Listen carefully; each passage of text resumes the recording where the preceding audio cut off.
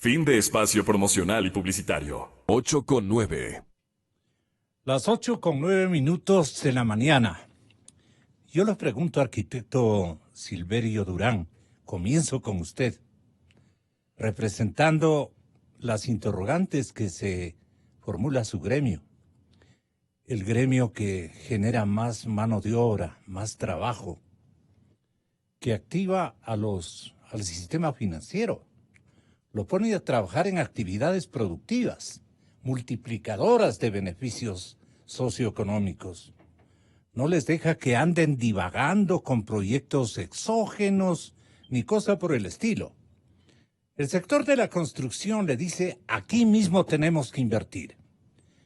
Claro que también se les pasa la mano con algunas inversiones que son de dudosa procedencia.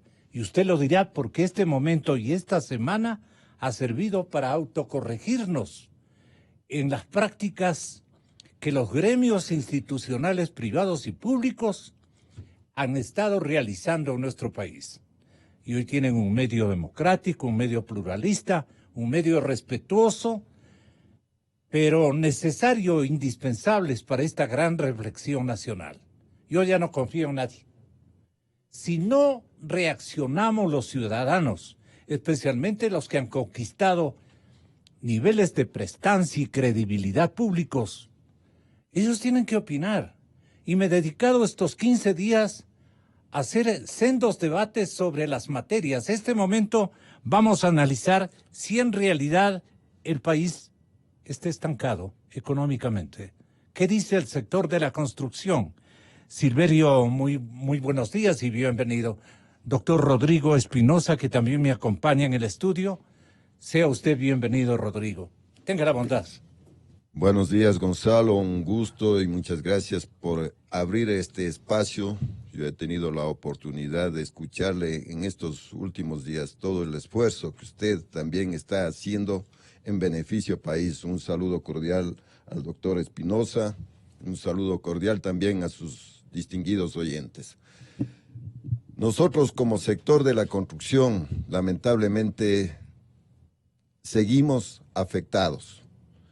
Desde el 2014, finales del 2014, el sector de la construcción tuvo un decrecimiento y todavía lo tiene. Tal es así que los datos del Banco Central para el primer trimestre de este año refleja un decrecimiento del 3.3%. ¿Ha caído la demanda de la construcción?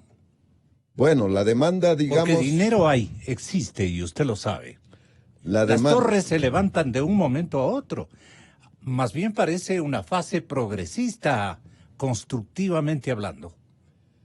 La demanda en el sector inmobiliario, si nos centramos básicamente en el sector inmobiliario, sí ha decrecido por muchas razones. Entre esos, la disminución de los puestos fijos en el sector público y en el sector privado también se han producido estos despidos por la crisis mismo. La crisis del país es bastante fuerte. Todos lo sabemos, pero pocos somos los que estamos haciendo algo para salir de este empantamiento. Nosotros hemos dado el apoyo que nos han requerido y lo que no nos han requerido del sector público, porque el sector público juega un papel muy importante dentro de nuestra actividad. La obra pública también ayuda y en mucho a nuestro sector. Últimamente, en los últimos años, realmente no hemos tenido una inversión en obra pública. La inversión en obra pública ha sido prácticamente nula y ustedes lo podrán ver en la sierra, casi nada. En la costa, por lo menos, algo se mantiene, pero la inversión pública ha bajado considerablemente y eso no permite que el sector se fortalezca o que se mantenga por lo menos. Ahora, nosotros hemos buscado y seguimos buscando alternativas, ver la manera de cómo se puede salir de esta... Pero, arquitecto, yo quiero que atienda a mi interrogante este momento. ¿Ecuador tiene síntomas de estancamiento económico desde el lado de la observación de los sectores de la construcción? o hay dinero? Porque estoy con Antonio Acosta, el presidente del Banco del Pichincha, el sistema financiero quizá el más importante del país, yo creo que con seguridad el más importante del país. Y seguramente don Antonio Acosta nos dirá que dinero hay, no para el que lo pide, desde luego. Deberán ser en unos momentos tan complicados, muy selectivos, muy estudiosos también, porque ellos manejan plata ajena, la plata de los depositantes. Y siempre nos ha dicho, especialmente Antonio Acosta, que eso es para ellos sagrado. Para todo banquero debe ser sagrado, bien estudiado, pero Ecuador tiene síntomas de estancamiento económico por falta de liquidez. Complemento mi pregunta. La, la liquidez, creo que hoy lo vemos solo en el sector público. En el sector privado usted conoce, todos conocemos la liquidez que existe en el sector privado. Por eso me refiero que el inversionista ahora no puede invertir, sobre todo en la parte inmobiliaria. Hay inversionistas que inclusive quieren invertir en obra pública y eso no entendemos, por eso estoy No acompañado. entiende por qué El el por cambio qué. de objetivo para aplicar, digamos, los esfuerzos de financiamiento en el sector público antes que en el sector privado. Eso no ha logrado usted entender e interpretar. Si nos ayuda Francisco Suez Morales en Guayaquil y Rodrigo Espinosa Bermeo en Quito. Exministro, buenos días. Buen día, Gonzalo. Buen día, Gonzalo. Buen día, Rodrigo. En fin, estábamos hablando de liquidez en el desierto. Liquidez en el desierto. ¿Cómo es eso? Bueno, pues la liquidez tiene un premio especial en el desierto, naturalmente. Eso en materia de economía se refleja en la cantidad de liquidez que puede haber en un sistema económico. Por cierto,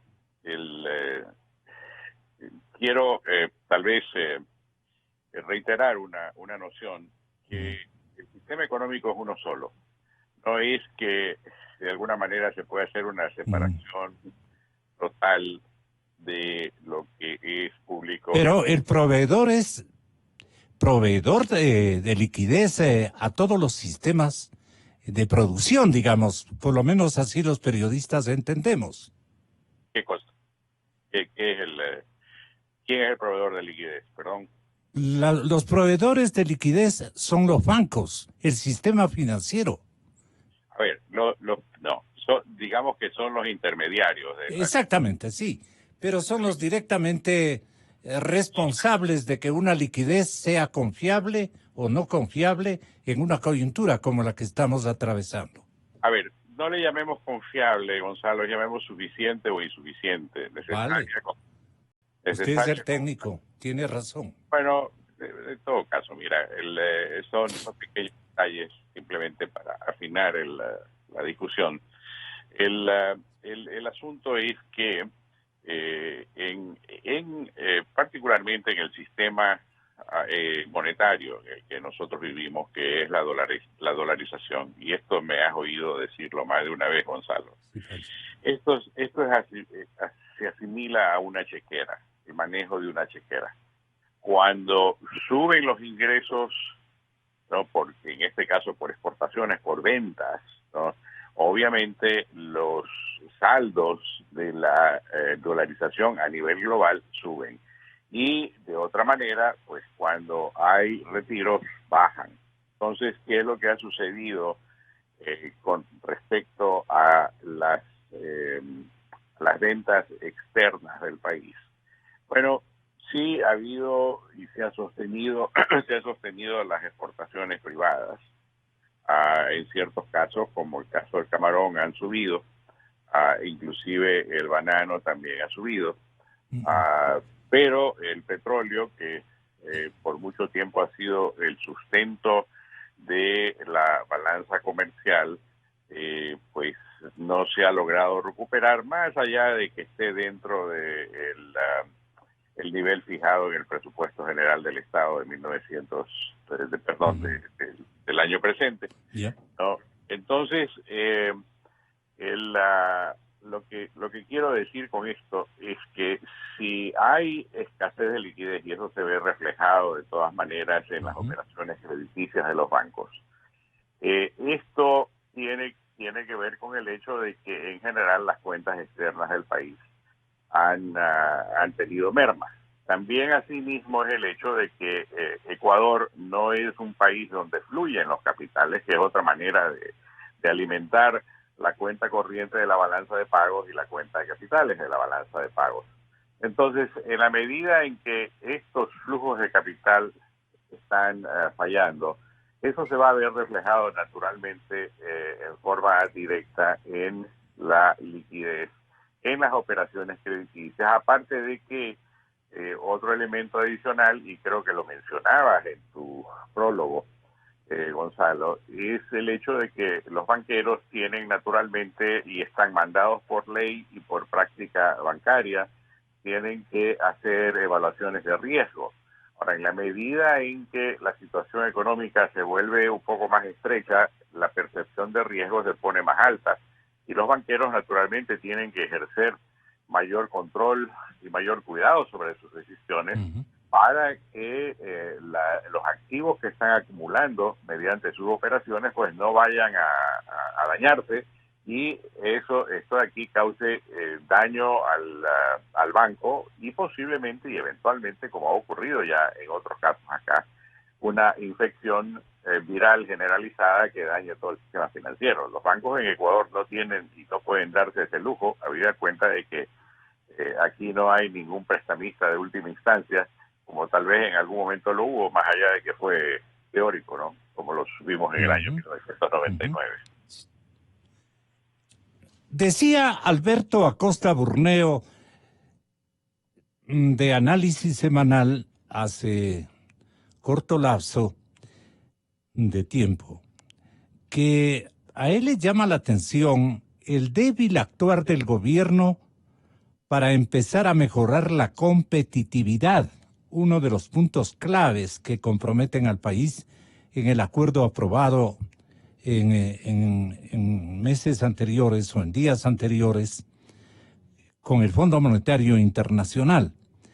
Allí, en el acuerdo con el fondo, se menciona la necesidad de tener una economía más abierta, con aranceles mucho más competitivos, que permitan abaratar los precios internos.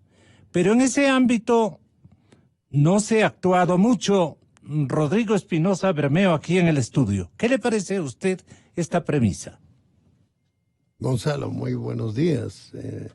Igual a Silverio mis saludos y a todos los oyentes a que Pancho usted tiene. y Antonio. Y a Pancho, mi querido, mi estimado amigo. Mire, el Ecuador está atravesando un problema de estancamiento secular. Secular. Secular. ¿Por qué ese adjetivo? Porque ya es un estancamiento de algún plazo largo y no se ve a futuro una modificación. ¿Y es culpa de los estratos productivos, de los constructores, por ejemplo, ahora que tiene de vecino al presidente de la Cámara Nacional de Constructores? Mire, el sector de la construcción es un termómetro de lo que sucede en la actividad económica. Si la actividad económica está bien, el sector de la construcción crece. Si la actividad económica no está bien, el sector de la construcción no crece. Y eso es lo que nos señala. Las cifras del Banco Central nos indica que en el primer trimestre del 2019, el sector de la construcción ha bajado en algo más del 3%. ¿Eso qué significa? Que no es un problema de demanda, no es un problema de oferta, es un problema de rentabilidad. El inversionista que se dedica a la construcción espera tener una rentabilidad positiva para poder invertir. Si no ve una rentabilidad positiva, no invierte. Y usted ve que la demanda de bienes inmobiliarios ha bajado terriblemente en el país. ¿Como consecuencia de qué? Del estancamiento económico. Entonces, Partimos de que hay un estancamiento económico que está afectando a todos, hasta el propio sistema financiero que estamos hablando. El sistema financiero está enfrentando un estancamiento económico. Eso significa... Una falta de, tal vez, depósitos. No, mire, No necesariamente. estancamiento económico es la demanda agregada, es la demanda agregada, la que genera producción. Entonces, así como el sector de la construcción, No hay demanda de crédito en el nivel que debería. No estoy hablando de demanda de crédito. A ver. El sector de la construcción, ¿cuál es el motivo para que el sector de la construcción no crezca en el 2019? Que haya un estancamiento en la economía. La gente no demanda y quien produce espera rentabilidad. Y si se da cuenta que las expectativas no permiten que él pueda invertir para vender, entonces no invierte. No hay demanda inmobiliaria. Esto acláranos un poquito, si eres tan amable. Gracias. Sí, la demanda inmobiliaria es la que justamente analizábamos y decíamos, ¿no es cierto? ¿Por qué? Porque se han perdido muchos empleos en el país. Últimamente se han perdido muchísimos empleos y eso ha decrecido en la demanda.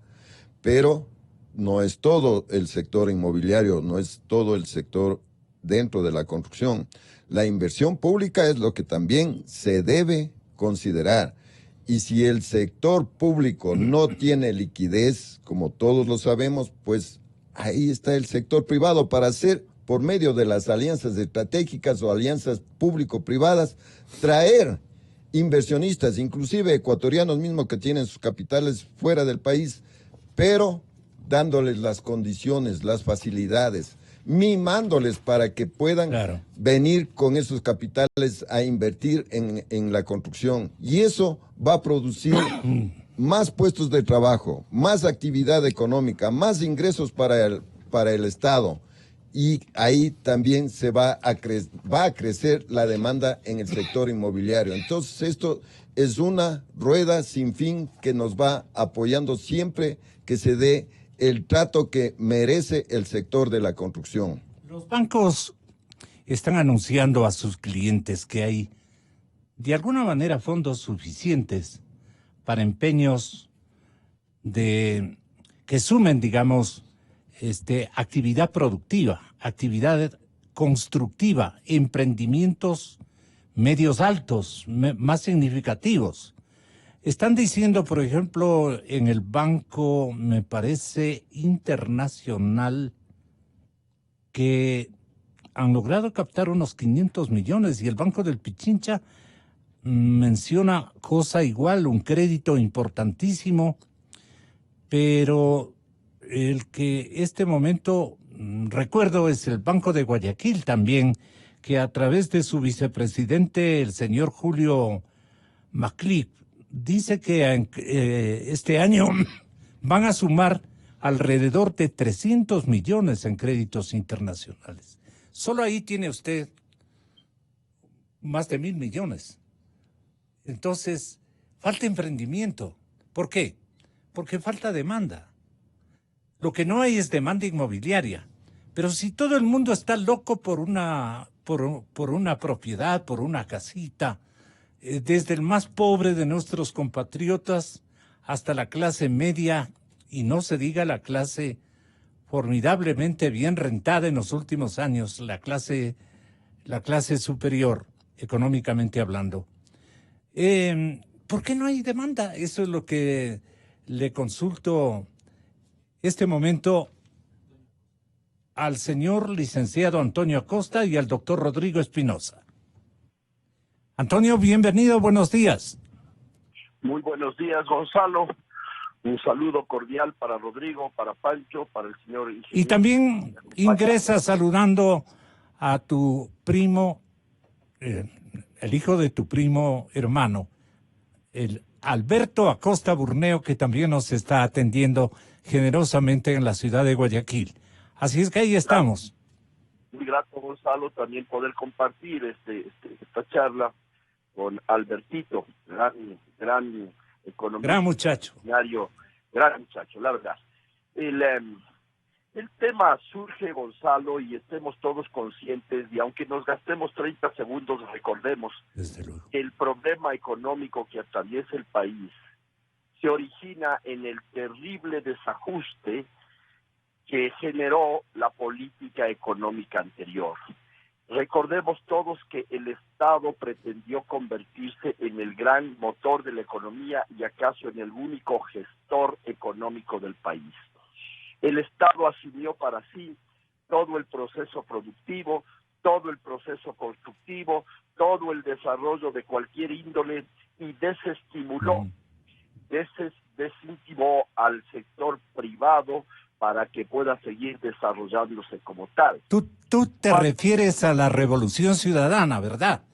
Por favor, a la década pasada. Y entonces ellos creían que son ellos los únicos que están llamados para mover la economía y los únicos que podían realizar prácticamente todo tipo de actividades. El Estado fue el gran empleador consecuentemente, y el sector privado acorralado, asustado, pues lo primero que dejó de hacer es considerar en inversiones y en captaciones de nuevos empleados, etcétera, etcétera, etcétera. Eso ya lo sabemos.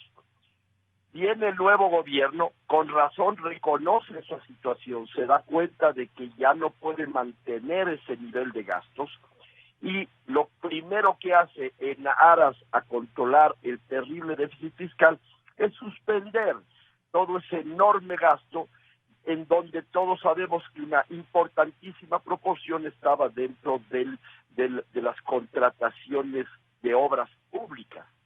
Y consecuentemente, de repente, se genera una crisis que se ve reflejada directamente en una crisis del empleo. En economías dolarizadas como la nuestra, esta crisis no es sino una recesión económica, y en donde el segmento que recibe el impacto de esa recesión es directamente el sector del empleo. No hay posibilidades de devaluación o cualquier otra medida de compensación a la crisis que se presenta. Es el empleo directamente. El Estado, con toda razón y por toda la presión que recibe de todos nosotros, no solo que deja de contratar, sino que devuelve al mercado una gran cantidad de funcionarios y empleados que los tenía contratados, y aún tendrá que hacer con un número mayor. La lógica diría que es el sector privado el que tiene que asumir toda esa carga y toda esa cantidad disponible de mano de obra para que el sector privado retome su actividad y toda la operación que en definitiva generará crecimiento y desarrollo. ¿Por qué el sector privado no lo hace? La primera razón es porque también dentro de las disposiciones de la revolución se establecieron aquellas que hacen físicamente imposible poder seguir contratando empleados con los costos tan enormes que giran alrededor del proceso de la contratación laboral, porque no solamente es el salario mensual, sino que son todas las cargas adicionales que la empresa tiene que acumular para poder atender a las disposiciones legales que giran alrededor. Sí. ¿Algo pasó con la línea de Antonio? Sí, algo pasó. Vamos a Guayaquil. ¿Y qué le parece lo de lo mencionado, las causales que exhibe su primo, respetable primo y respetable usted también, Alberto Acosta Burneo, de Análisis Semanal? ¿Qué le parece, digamos, el sustento que él elabora para lo que está ocurriendo en el país con el estancamiento, si no financiero, hay un estancamiento de demanda o algo por el estilo? Porque sectores como el automotor no debe quejarse. Estamos repletos en las calles ecuatorianas de vehículos. Lo que ocurrió en los años, me parece que 70, que adquirimos y perdimos cualquier cantidad de divisas. De esto hablará Rodrigo Espinosa, porque era uno de los protagonistas de esos tiempos en el Banco Central del Ecuador. Desperdiciamos divisas gigantescas y hoy está ocurriendo lo mismo. Los únicos que han sacado ventaja de esta liquidez exorbitante son los distribuidores de marcas automotrices. Entonces, no hay para otro tipo de iniciativas el dinero que los bancos no ponen a disposición. ¿Cómo ve Análisis Semanal estas prioridades de repartir la inversión del público hacia los sectores productivos? Albertito Acosta Burneo. Muy buenos días, estimado Gonzalo, estimados contertulios. Yo creo que hay que estar claros de que la situación que vive el país es de entender en dónde se originó. Y el origen viene de una bonanza mal manejada, en la que se permitió que la economía sobrecaliente. ¿Qué es esto? Se permitió que ingresen todos esos dólares del petróleo, ingresaron de una cantidad muy abundante al país, y el gobierno, no contento con eso, empezó a endeudarse agresivamente. Entonces tuvimos una cantidad de dinero, una liquidez impresionante que entró a la economía, que distorsionó la economía. ¿Qué es lo que provocó? Destruyó competitividad, porque la liquidez crecía a un ritmo tan rápido, mientras que la producción y las inversiones de un gobierno agresivo y contrario a la inversión privada no fomentó que aumente a un ritmo adecuado las inversiones. Entonces subió muy rápido la cantidad de billetes, pero la cantidad de bienes que había en la economía subió mucho más lento. Además hay que recordar que el gobierno aplicó una política de sustitución de importaciones, que era bloquear las importaciones, tratar de evitar que salgan los dólares, algo que se probó imposible. Vimos cómo el resultado es que los precios subieron aceleradamente. Logramos algo impensable. Logramos los ecuatorianos devaluar el dólar, una moneda que no era nuestra, que no la emitimos nosotros, pero que en el Ecuador logró devaluar. Un dólar ahora compra muchísimo menos que hace una década. Pero si comparamos a nivel mundial, vemos cómo el efecto ha sido el inverso. El dólar en el mundo en los últimos 2 años ha subido su poder de compra. Compra un 22-23% más. Sin embargo, en el Ecuador compra menos. Y entonces cuando se acaba la bonanza, cuando se acaba este flujo abundante de petrodólares, esto es 2014-2015, la economía entra en una crisis, se contrae en 2016 y en 2017 empieza una etapa de corrección económica. ¿Qué implica esa corrección económica? No se trata solamente de que no haya quien compre, va mucho más allá de eso, porque vemos que los consumidores, quienes mantienen un empleo con un dólar fuerte, quieren comprar, y bienes de consumo tienen una bonanza en 2017-2018, como usted bien menciona, Gonzalo, los vehículos es uno de los sectores de gran bonanza durante la recuperación económica, mientras que la inversión se mantiene detenida. Y uno dice, ¿y por qué la inversión está detenida? ¿Por qué la producción también está estancada? Y esto se debe a que en la bonanza nos volvimos caros, y entonces en este momento producir en el Ecuador es costoso. Además de que tenemos una infinidad de trámites, de normas, regulaciones, que lo que hacen es encarecer y dificultar aún más la producción. Entonces no es atractivo con los precios actuales la producción, y el ajuste, la corrección se tiene que dar a través de una caída en los precios, que lo estamos viendo y se está viviendo en la mayoría de sectores, que tienen que comenzar a vender más barato, porque en términos reales son caros al día de hoy. Pero en la distribución del dinero, ¿quién está fallando? Rodrigo Espinosa. Porque el pequeño y el gran empresario lo que quieren en estos tiempos es crecer. Y para crecer hay un segmento que está pugnando por una demanda de crédito permanente. Entonces, ¿qué está pasando en el sistema económico y en el reparto de crédito, que es el que hace acción productiva? Tenga la bondad, doctor. Mire, le he escuchado tanto al Banco Pichincha, el presidente del Banco Pichincha, como al economista Acosta Burneo, y ambos tienen la razón. Y lo que yo estoy diciendo es, el Ecuador está atravesando un problema de estancamiento.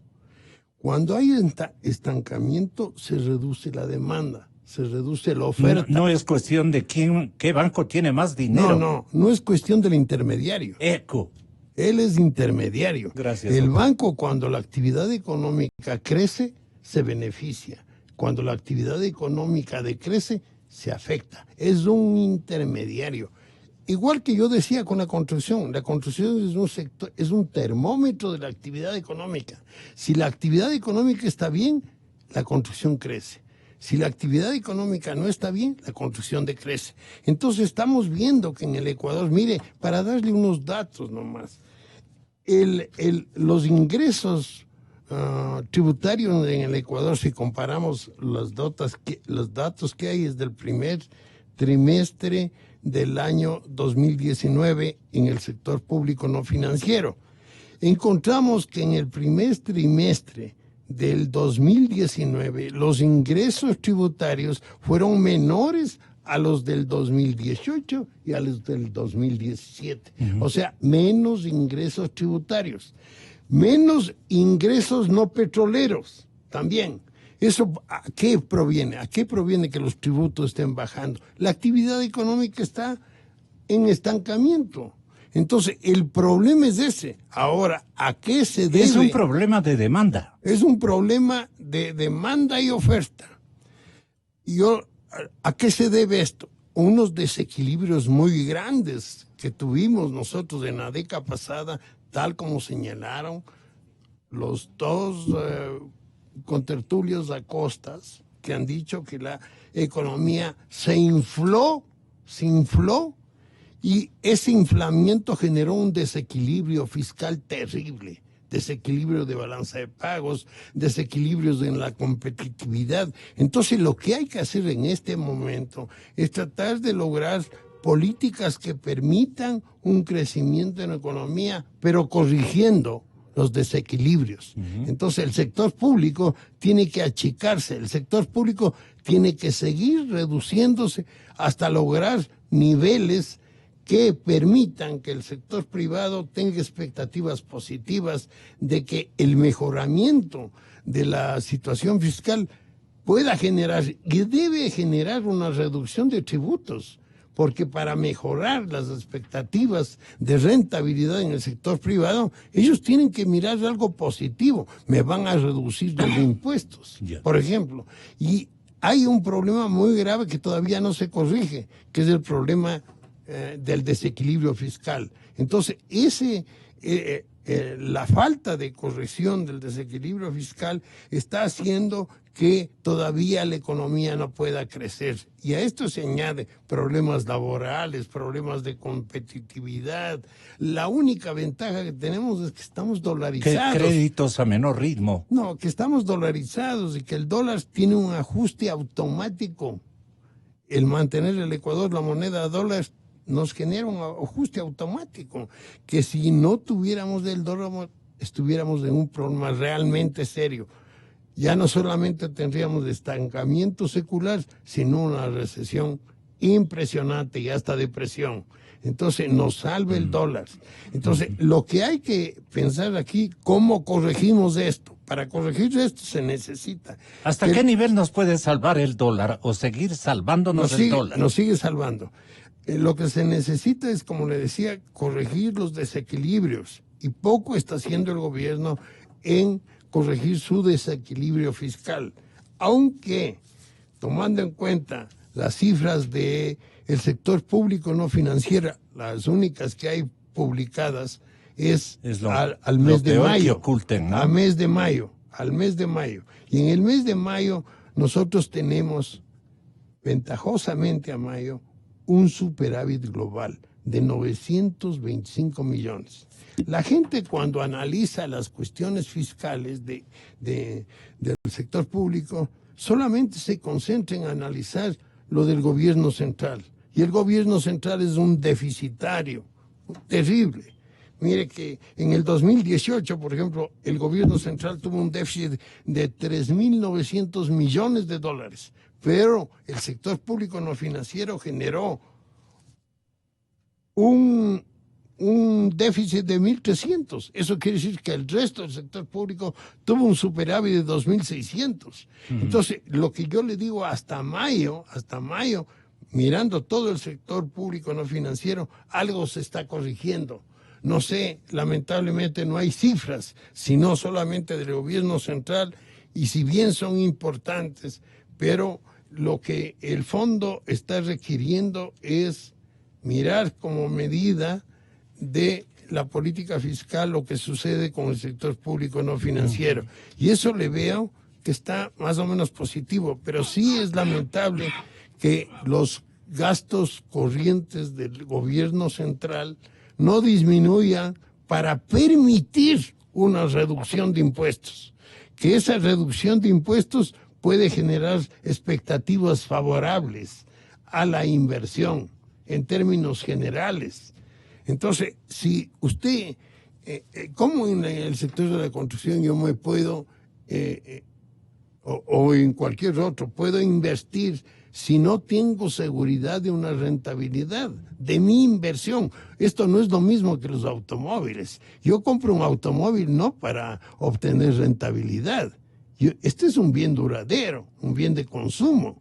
Entonces, hacia allá se ha movido, por ejemplo, parte de esa demanda, de esa liquidez de los empresarios que no pueden invertir. Entonces, como no pueden invertir, ¿pero qué castigan se esas compra un mejor importaciones? gasto. ¿A quién perjudican esas importaciones exageradas en volúmenes? No, mire, el país... Esas importaciones, quiero decir. Nosotros no deberíamos preocuparnos mucho de los aspectos microeconómicos. No es microeconómico, es el uso de las divisas. El uso de las divisas tiene que permitirse, el uso de las divisas de acuerdo con dejar libre el uso de las divisas. Ya. No puede usted comenzar a prohibir un sinnúmero de bienes y generar más desequilibrios en la economía. La economía tiene que, en este momento, requiere indudablemente una corrección, y esa corrección tiene que ser tomando en cuenta lo macro.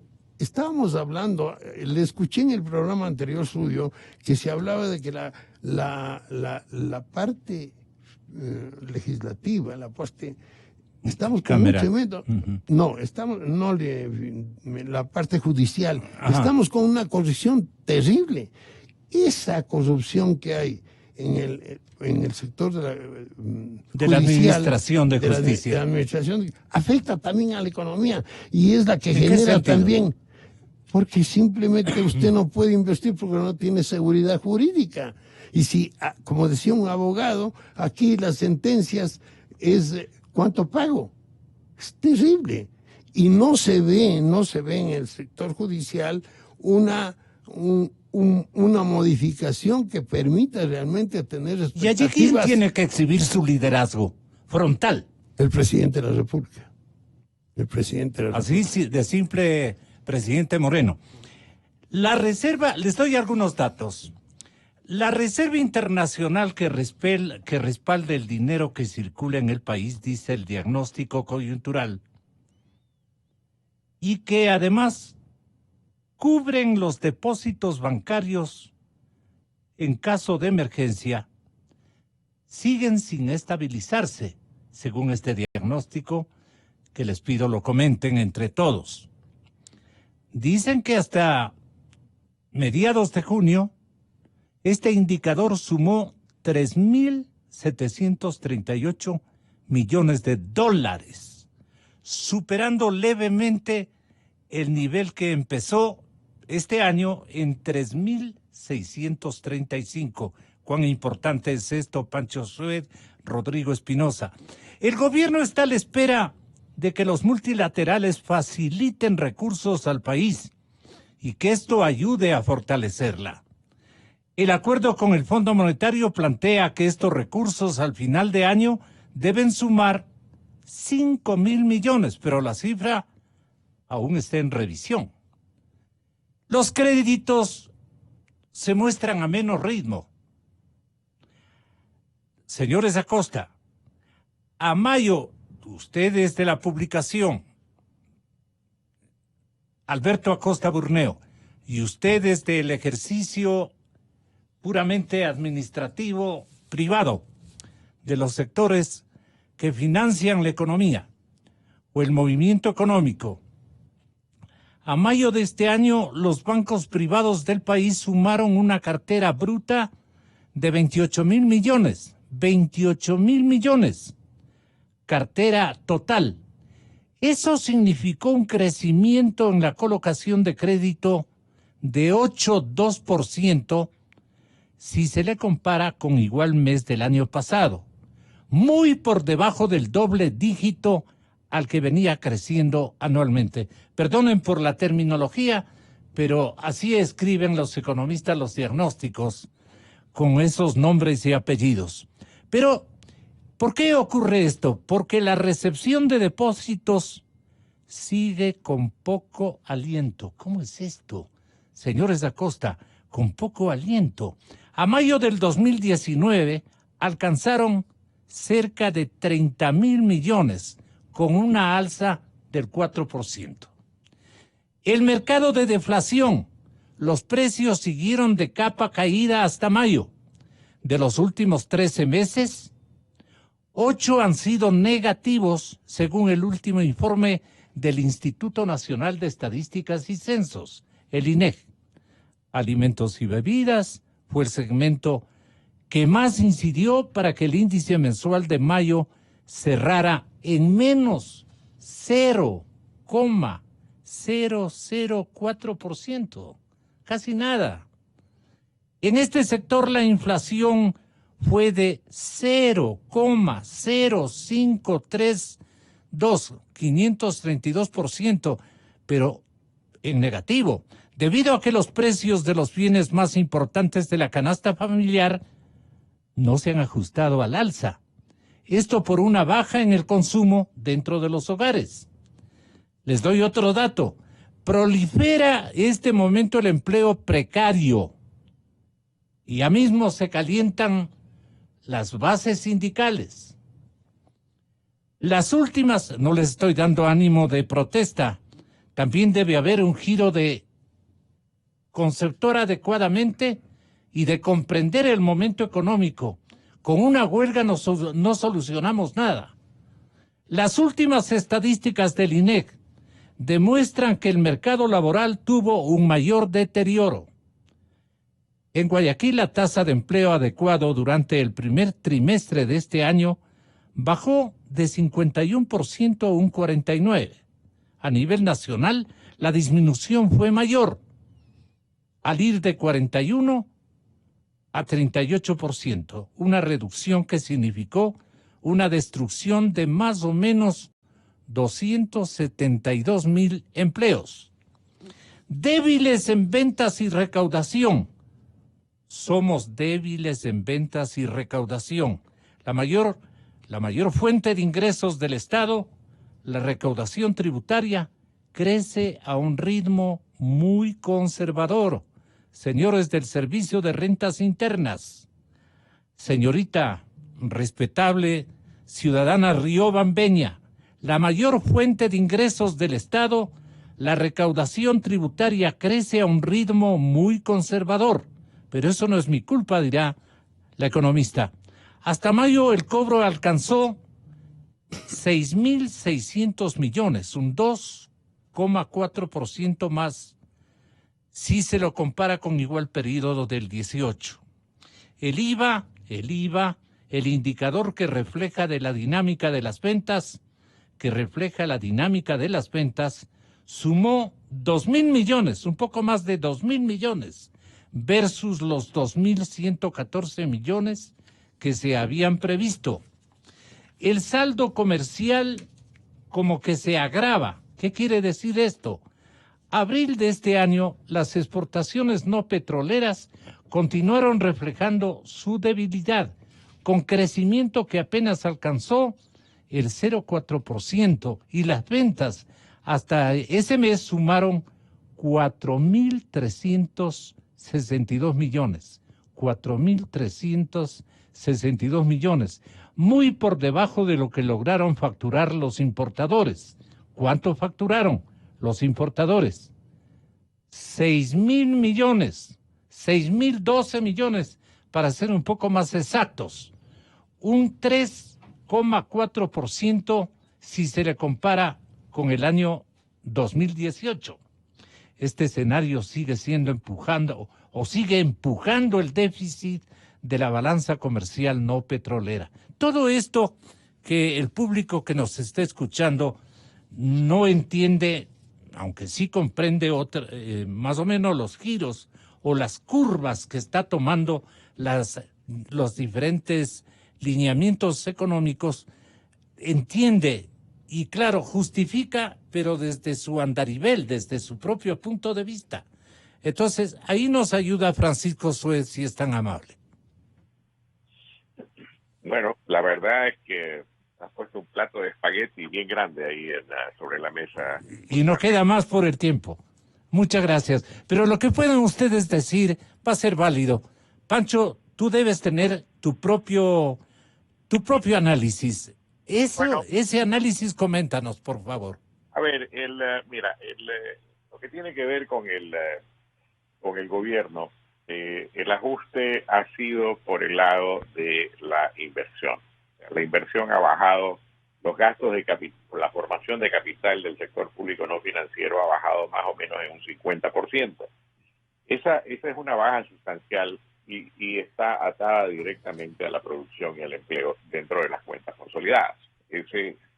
Y tiene un efecto natural sobre la acumulación de depósitos y eventualmente la gestión de créditos. Ahora, se han abierto, por otro lado, otros canales crediticios interesantes que no los hemos mencionado todavía en esta conversación. Ayer estaba viendo, por ejemplo, que las cooperativas acumulan activos, las cooperativas acumulan activos que representan más o menos una tercera parte de los activos de los bancos, alrededor de 10.000 millones de dólares. Importante. Mira, y el crecimiento, y estamos hablando de la economía social y solidaria. Y mira que la tasa de crecimiento del crédito allá anda por el 12%. O sea, tienes un empuje importante en ese sector socioeconómico. Por otro lado, otro tema tiene que ver con el crédito propiamente del sector financiero público y particularmente de la Corporación Financiera Nacional, que también se ha expandido por encima de los niveles de los bancos. Los bancos, por su naturaleza, y está bien que lo hagan así, tienen que ser cuidadosos respecto de la medición del riesgo y pues ni modo. Hay que observar esa disciplina. Por último, en el tema del comercio exterior, tienes que tomar en cuenta que no es solamente Ecuador que está enfrentado a este estancamiento. La economía global, la economía internacional está en este momento enredada en una pelea comercial que tiene como contrincantes, sí. Nada menos, ¿no? Y encima de eso, los problemas de... ¿Quiénes son los contrincantes, por favor? China y Estados Unidos, fundamentalmente. Ya. En términos de potencias. No, pues claro, no, es que eso, entre los dos tienen la capacidad. Estamos hablando de un giro son como 600.000 millones de dólares de exportaciones de China a Estados Unidos, y eso te da una idea de la magnitud de lo que estamos hablando. Estados Unidos tiene como contrincantes ahora, antes eran aliados comerciales, como contrincantes ahora inclusive a México, a Canadá, a Europa, a quienes amenaza también con poner aranceles. Entonces, todo esto tiene un efecto un poco, ¿qué digo? Tiene un efecto directo sobre el crecimiento de la economía mundial y nosotros estamos inmersos en eso. Entonces, primero tienes una debilidad en los precios. El cacao baja de precio, el banano baja de precio, y eso naturalmente se va a ver reflejado en los ingresos acumulados por concepto de las exportaciones, en esos 4.000 millones de dólares que hablaba Gonzalo. Y esta es una situación que va a seguir, lamentablemente va a seguir de largo. Por eso es que el gobierno tiene que tomar acciones contundentes que apunten y tengan como objetivo el crecimiento económico. ¿Cómo se consigue el crecimiento económico? Ya Rodrigo lo manifestó con bastante detalle. Aquí es necesario que haya un ajuste hacia abajo del gasto de consumo del gobierno, ¿no? Y que, por otro lado, haya una estabilización del gasto de inversiones del propio sector público. Es menester que hayan las correcciones que se deben de dar en el régimen tributario, en el régimen laboral, para hacer más atractivas la creación de empleo. Y en lo que tiene que ver con la seguridad jurídica, ni se diga, pues si tú como inversor no tienes seguridad jurídica, no vas a sacar el dinero a ninguna parte y ponerlo a riesgo, ¿no? Entonces, todos estos factores importantes. Veamos ahora qué ocurre Un minutito, porque los contrincantes internos, esto es muy importante, los contrincantes en el Ecuador, en este momento económico, en captación de dinero y en distribución de créditos, veo claramente, señores Acosta, desde el ángulo de observación de análisis semanal, Alberto Acosta Burneo, y en el ámbito de la presidencia de un importante banco como el Banco del Pichincha, ustedes pueden darnos razón. ¿Cómo están las captaciones tanto de cooperativas en un segmento como de los bancos propiamente dichos? ¿Y en dónde se han equivocado en la distribución de créditos? Potencial equivocación que inventa el periodista con un poquito de sagacidad, si cabe el término. ¿Cómo ve usted al cooperativismo, Albertito Acosta Burneo? Estimado Gonzalo, yo quisiera aclarar algunos temas de los que se ha mencionado, que son bastantes también. Pero desde luego. Primero el tema de las importaciones y esa preocupación por las importaciones, yo creo que no debemos preocuparnos por las importaciones, porque hay que recordar que para importar hay que tener dinero en el bolsillo. Y si la economía crece lento, está estancada, como estamos viendo ahora... Pero en lugar de elementos productivos, estamos gastando en mucho vehículo, por ejemplo. Es lo que reclaman otros observadores. No sé qué le parezca a usted. Veamos las cifras del semestre. El semestre tenemos un superávit comercial, es decir, estamos exportando más de lo que importamos. Entonces no debemos preocuparnos por algo que se ajusta automáticamente. La importación se ajusta automáticamente a los ingresos que tiene un país. Y un país no puede vivir importando más de lo que tiene, a no ser que se esté endeudando agresivamente en el exterior, como fue la década pasada. Ese es un primer tema. Entonces esa preocupación no la debemos tener. Segundo tema, ¿cómo salimos de este estancamiento? Tenemos que solucionar el problema de que, como decía, durante esta década, la bonanza, el Ecuador se encareció un 17% en relación a los precios norteamericanos en la última década, mientras que países como Chile, Brasil, Colombia se abarataron en relación a Estados Unidos. Entonces, ¿qué es lo que sucede? Que al tener productos caros, hacer cara a la producción ecuatoriana, vemos que tenemos dificultad para incentivar la inversión. No crece la inversión porque no es buen negocio hacer una nueva inversión, porque los costos de producción son muy altos. ¿Y qué es lo que sucede? En un escenario de un dólar fuerte, tenemos que tomar medidas para realizar lo que se conoce como una devaluación interna, que los precios bajen. Esto no es algo nuevo, lo han vivido países de Europa, España, Grecia, los países bálticos hicieron algo similar.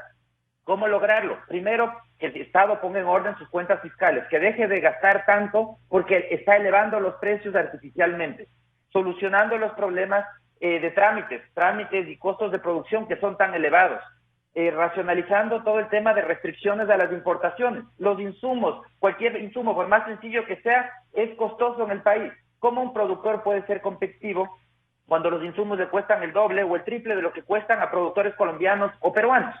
Y hay que trabajar también en las leyes laborales para otorgarle más flexibilidad. Todas estas medidas en conjunto lo que buscan es lograr abaratar el país. Ahora, captación de recursos y reparto de créditos. Las dos instancias que figuran en el Ecuador, que se defiende a través de cooperativismo y de acción financiera. ¿En qué estado está, según Alberto Acosta Burneo? Mire, aquí la colocación de crédito depende de la demanda de crédito. No es que las instituciones financieras o las cooperativas deciden arbitrariamente entregar a tal o cual proyecto. Depende de qué es lo que espera el mercado, y en este momento de corrección económica que estamos viviendo, lo que se mantiene más fuerte es el consumo. La gente que tiene un empleo, que además cuenta con un dólar fuerte, quiere seguir consumiendo. En cambio, el potencial inversionista ve que el país es caro y dice, mejor espero un momento para invertir. Hay muchos cambios que están en camino, no hay seguridad jurídica, y entonces se detiene en el ritmo de inversión. Entonces, el resultado al final del día, para preguntarnos cómo se está distribuyendo el crédito, depende de quién está demandando, y no es una decisión de quienes otorgan crédito, decir a este no le presto porque no me gusta esta actividad, sino que depende de qué demanda existe, y mientras tenga las garantías y las seguridades, se otorga financiamiento a esas actividades. El tío, ¿qué dice? Antonio Acosta, del Banco del Pichincha. Gonzalo, hay que reconocer que el gobierno está haciendo esfuerzos positivos. Lo que hizo con el Fondo Monetario Internacional sin duda fue un esfuerzo, políticamente hablando negativo, pero económicamente hablando muy positivo. Y le ha puesto nuevamente al Ecuador dentro del contexto financiero internacional. Como consecuencia de ello, muchos organismos internacionales de financiamiento han empezado a mirar a los bancos ecuatorianos como intermediarios de sus excedentes de recursos para actividades puntuales. Y es por ello que usted bien mencionaba hace un rato que varias entidades financieras como el Banco Internacional, el Banco de Guayaquil, el Banco Bolivariano, el Banco Pichincha, El Banco del Pacífico también. y el Banco del Pacífico también han conseguido importantes líneas de financiamiento. ¿Por qué confían en nuestros bancos en el exterior? Confían en nuestros bancos porque retoman confianza en el país. Y por supuesto, si los bancos son sólidos y son serios y están bien manejados, lucen como vehículos muy adecuados para canalizar estos recursos internacionales para actividades específicas. Entonces, estamos viviendo un momento, yo diría, interesante. La banca tiene o está captando recursos internacionales que no vienen directamente de sus depositantes. Y ahora tiene la obligación de evacuar en el mercado ecuatoriano los recursos que reciben, porque esos recursos que reciben los bancos tampoco es que son gratuitos. Esos recursos tienen que o merecen una tasa de interés que los bancos tenemos que pagar a nuestros prestamistas internacionales. A esa tasa se le añade un margen financiero y así se prestan nuestros clientes. Entonces, la banca ahora está buscando proyectos para poder colocar los recursos que está recibiendo del exterior. Pero las empresas, por las razones que ya hemos dicho, por supuesto no están activas en el proceso de su expansión y de su desarrollo. ¿Por qué? Porque se topan con todas las trabas que ya mencionamos. De allí que el gobierno con razón está próximo a presentar un proyecto de reformas al Congreso Nacional, entre las que se incluyen, según lo que intuimos, reformas al sistema laboral y reformas al sistema tributario y reformas al Código Monetario, que son muy importantes y que son necesarias, y Dios quiera que el Congreso Nacional, haciendo abstracción de sus ideologías, respalde esas reformas, porque es imprescindible flexibilizar la necesidad. Litardo no tiene poder de convocatoria. ¿Qué pasa en el Parlamento? Vale la pena también ocuparse de aquello. Litardo como no tiene poder de convocatoria. Y este momento está atravesando un Congreso bastante mediocre por el andarivel donde más requerimos de buenas leyes y urgentes decisiones. Definitivamente hay que, Gonzalo, lograr, y todos los medios de comunicación, los actores públicos, los actores privados de diversa índole, tenemos que presionar para que el Congreso reaccione oportuna y positivamente a este pedido que está haciendo el gobierno nacional y todo el país, de la necesidad de flexibilizar para poder dar empleo a esa importantísima masa humana que está allí desesperada, Gonzalo, generando adicionalmente todos los problemas colaterales que eso ocasiona.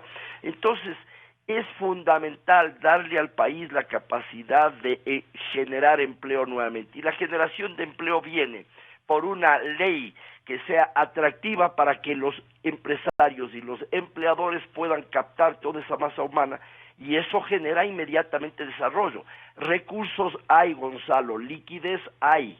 Lo que no hay es demanda, porque está esa demanda trabada por todos estos problemas que se ocasionaron en el pasado. ¿Cómo te destrabamos esta puja, digamos, entre demanda de crédito y suficiente, digamos, sumatoria de empeños que han dado un buen resultado de captación de recursos propios de nuestro país, aparte de los apoyos que han conseguido 3 bancos distinguidos? ¿A usted cómo le parece, Rodrigo Espinosa, economista? Tenga la bondad. Mire, Gonzalo, seguimos hablando sobre cuál es el problema ahora. Estamos en un estancamiento, iniciamos. Eso. Y ese es el problema grave, el estancamiento. Ya. ¿Cómo salimos del estancamiento? Exactamente. Entonces aquí usted tiene, el gobierno, el sector público, tiene que trasladar recursos del sector público al sector privado.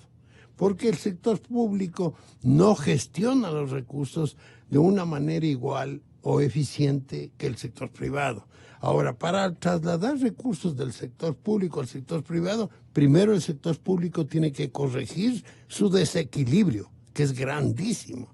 Y el sector público tiene que... Y eso produce escepticismo, desconfianza. Sí, y el gobierno tiene que generar expectativas positivas, pero recién algo que me llamó a mí tremendamente la atención es que en el Ministerio de Turismo se lance un reglamento que va totalmente en contra del turismo.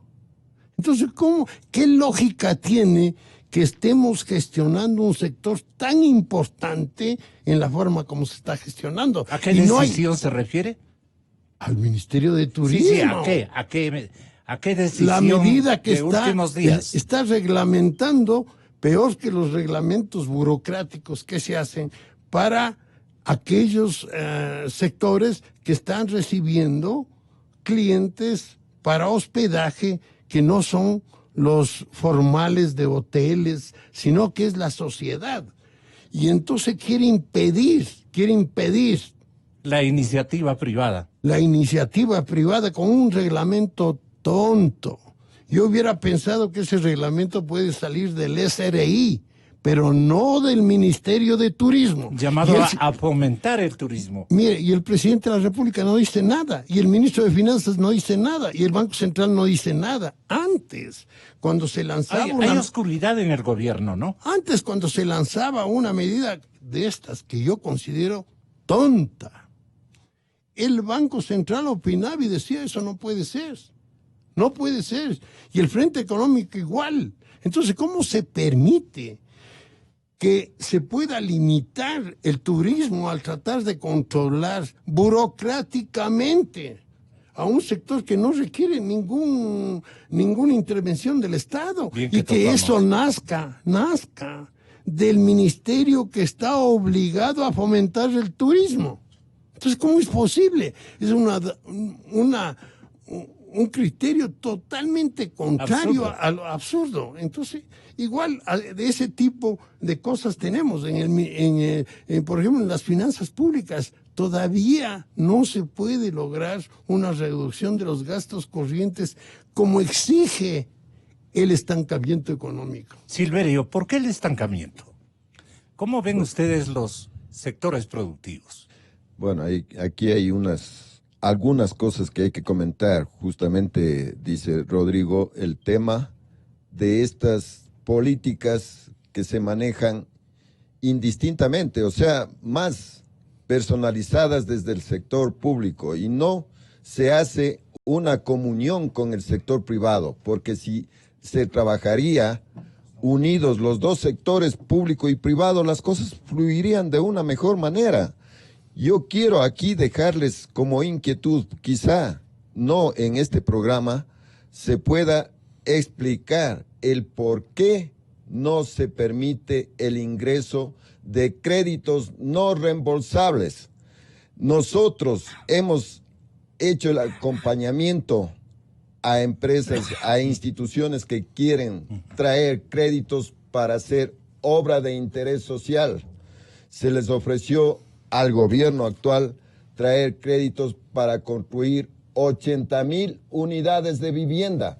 no se les iba a dar el dinero en efectivo, sino la vivienda, para que el gobierno tenga la oportunidad de vender, de regalar, de alquilar, lo que sea, y con dineros lícitos, por supuesto, porque vienen del Tesoro de los Estados Unidos a través del Banco Central. Mire usted. Entonces, eso quizá nosotros... Pero no hay una respuesta. No hay una respuesta de sí y no. Un gabinete de aperrín, ¿no? Eso es lo que nos preocupa. Por eso es que yo quería aprovechar la oportunidad. Tenga la bondad. Que aquí están economistas de gran renombre para que ellos quizás nos puedan explicar a nosotros el por qué es tan difícil, imposible, o qué es lo que se debe hacer para que esos créditos no reembolsables... ¿A quién tiene que hablar ingresen? de las patillas el señor presidente en este puntual caso que Silverio está, digamos, recomendando o rescatando o quejándose o denunciando, como quieran verlo en el gobierno? Nosotros creo que debemos empezar por el Ministerio de Finanzas, de Economía y Finanzas.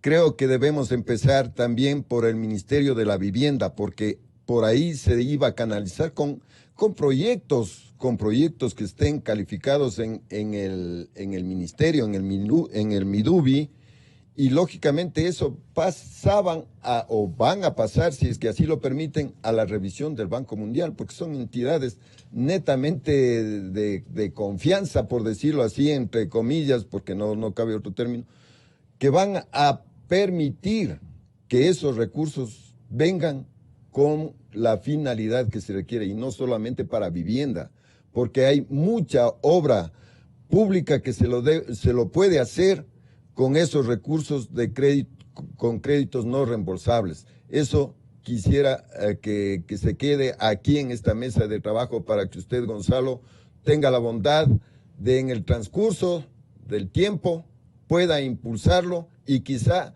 cuando tenga la oportunidad de entrevistar o tenerle aquí en esta mesa a los ministros, sea de Economía, sea de Vivienda, que nos expliquen el por qué es difícil traer créditos no reembolsables al país. Hay personajes que no se interesan por el final de esta etapa gubernamental. Hay ministros que están hiper descuidados o fuera de foco, como decía en el primer tema Mauro Terán. Recuerden aquello que yo les rogué grabar, esta partecita, porque eso es una nota de gran chispa quiteña. Sí. Ojalá nos pueda traer para el final del programa. De chispa quiteña, que recomienda una actitud más activa, más sindérica con lo que está ocurriendo en nuestro país. Pero yo le pido a Antonio Acosta Espinosa que tenga la bondad de emitir sus últimos comentarios conjuntamente con Alberto Acosta Burneo. Tenga la bondad, no en dúo. Gracias. Separadamente. Gracias, Gonzalo. Yo, la verdad, veo con optimismo lo que está ocurriendo en el Ecuador. Lo que hemos logrado en tan poco tiempo es importante. Por supuesto que falta mucho por hacer, pero veo un gobierno que está bien intencionado. Ahora confiemos que el Congreso corresponda a esta necesidad urgente de enmiendas que el país demanda para que sigamos en esta ruta de restablecimiento del desarrollo y de la producción. Me parece muy bien. ¿Y Alberto Acosta Burneo coincide? Yo coincido que el gobierno ha hecho un giro de timón muy importante. Hay un camino muy largo por recorrer todavía, y eso hay que estar muy claros. Hay muchas reformas que requiere el país, necesita cambios estructurales para poder obtener resultados distintos, porque si seguimos sin cambios a profundidad, los resultados seguirán siendo los mismos. Creo que no hay que olvidar, y insisto en la importancia de vivir en un entorno de un dólar fuerte. Es una novedad para el país. Siempre hemos estado acostumbrados, incluso cuando teníamos sucre, la moneda siempre perdía valor. Para nosotros lo natural era que los precios suban, no había otra alternativa. En un entorno de un dólar fuerte cambia el concepto, y cuando el dólar se fortalece, los precios tienen que caer para que el valor real no se modifique. Es un concepto difícil de entender, pero al final del día con un dólar fuerte tenemos que acostumbrarnos a que las cosas tienen que comenzar a abaratarse en el país, como de hecho lo está sucediendo, y como no se ve y no se evidencia en los índices de inflación, porque los índices no incluyen las promociones que están haciendo las empresas para poder vender su producción. Pero es importante todas estas reformas estructurales que le devuelvan competitividad. El lema del país en este momento y de todas las reformas debería ser competitividad, competitividad, competitividad. Eso va a ser lo único que va a acelerar la economía, que va a hacer que repunte la... ¿En qué consiste para el público en general el rubro competitividad? Si lo puede explicar, Albertito. Implica poder ser eficientes al momento de competir con otros países. No tener un producto caro y malo. Tenemos que tener un producto bueno y a buen costo, porque podemos tener productos de excelente calidad, pero si el costo de producción es tan elevado, no logramos competir con otros productores a nivel mundial. Y el asunto no se trata solamente de las exportaciones, se trata también de lo que se produce para el mercado doméstico. ¿Y por qué las empresas nacionales llaman la atención en el extranjero? Le preguntamos por lo que, digamos, configura un titular de, no sé si de preocupación o de inquietud y beneplácito, la revista América Economía, último número. ¿Por qué las empresas nacionales llaman la atención en el extranjero? Aquí nos estamos peleando en algunas corporaciones, especialmente que tienen relación con los servicios de salud o de fármacos, por ejemplo. Estamos peleándonos. Pero, en cambio, los chilenos quieren comprar Fibeca y Sana Sana. Bueno, Gonzalo, existen empresas de primer orden en el Ecuador. Existen muy bien manejadas. Por eso le digo. Muy rentables. Y existen otras que están teniendo problemas de este momento porque esta situación de ser un país caro ha reducido los márgenes. Yeah. Esto no significa... Ahí viene la competitividad, ¿no? Exactamente, no significa que van a quebrar ni que son malos negocios. Significa que tienen que hacer las reformas que involucren esta devaluación interna para lograr devolverle eficiencia a su producción. Pero el Ecuador tiene un potencial muy grande en muchísimos sectores. Basta mencionar sectores en los que somos potencia mundial, como el camaronero. Hemos logrado desarrollar incluso tecnología en materia camaronera y el Ecuador tiene mucho potencial en muchas áreas. Entonces eso no hay que dudar de ninguna manera, pero no hay que olvidar que para poder seguir desarrollando todos esos potenciales y para ayudar a otros sectores que no están teniendo esa misma suerte, la salida es ayudarles a recuperar competitividad. La Asamblea de las Leyes está fallando. La Asamblea requiere ser muy activa en estas leyes porque los cambios son estructurales.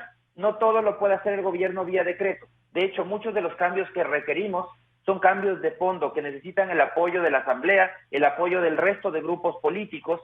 Necesitamos entender todos que este es un momento de transformación urgente y necesaria para el país y todos deben contribuir con su grano de arena para poder hacer esta transformación. Sin transformación, los resultados van a seguir siendo los mismos, una economía estancada que no nos conviene a nadie.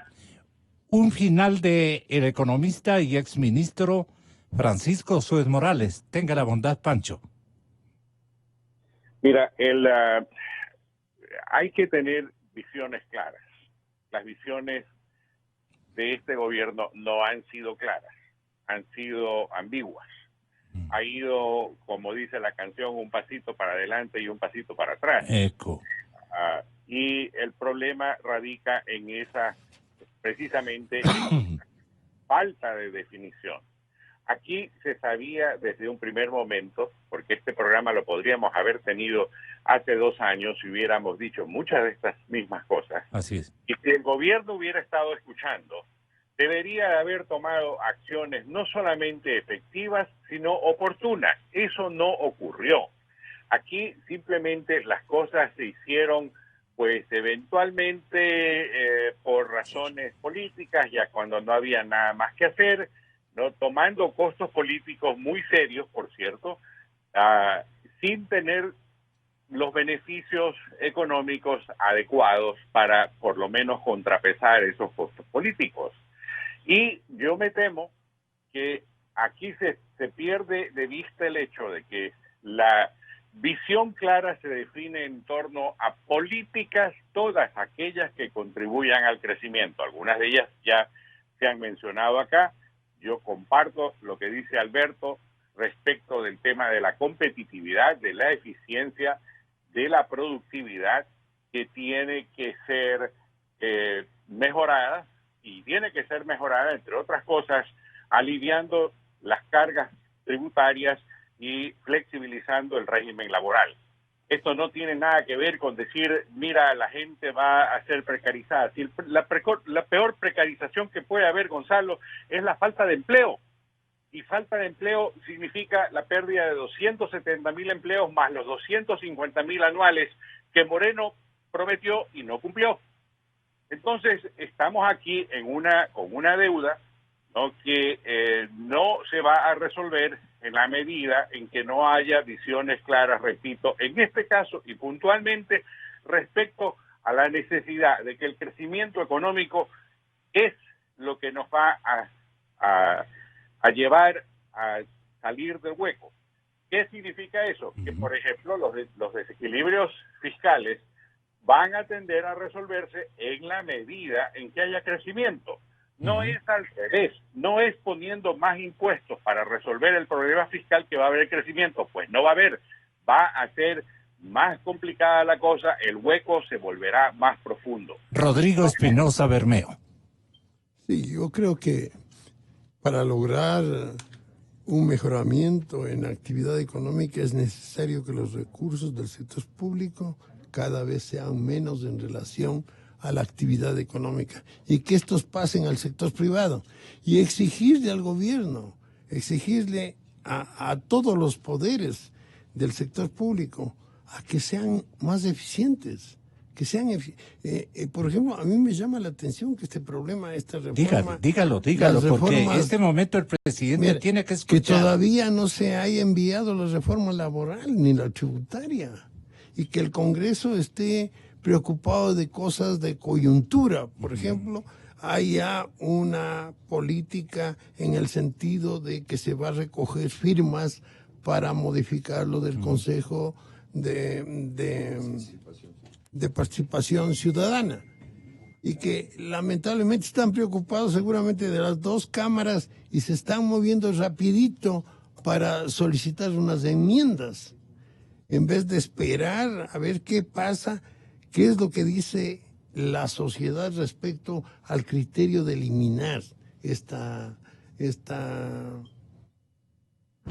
institución y además empujar para que la fiscalía mejore y para que tengamos un Congreso bicameral. Entonces eso tienen que esperar, en vez de tratar de impulsar cosas coyunturales, digo yo, preocúpense de que todas las comisiones trabajen, que vean Usted mecanismos. tiene una agenda urgentísima, a nombre de todos los profesionales de la economía, jóvenes, activos, creativos. Albertito Acosta, tenga la bondad de mencionarnos. Alberto Acosta Burneo. Ya cortó. Pero esta era la pregunta del millón.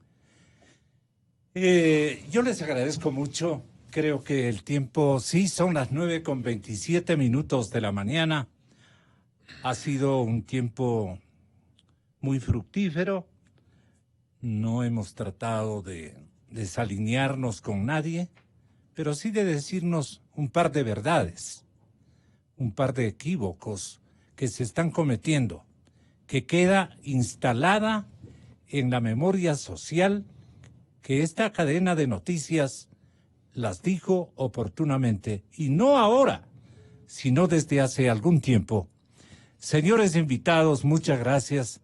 Ha sido una concurrencia que nos honra con su calidad. Sí, muchas gracias, Rodrigo. Gracias, Silverio. Y gracias a Alberto, Antonio, en fin, Pancho Sued. Muchísimas gracias. Inicio de espacio promocional y publicitario.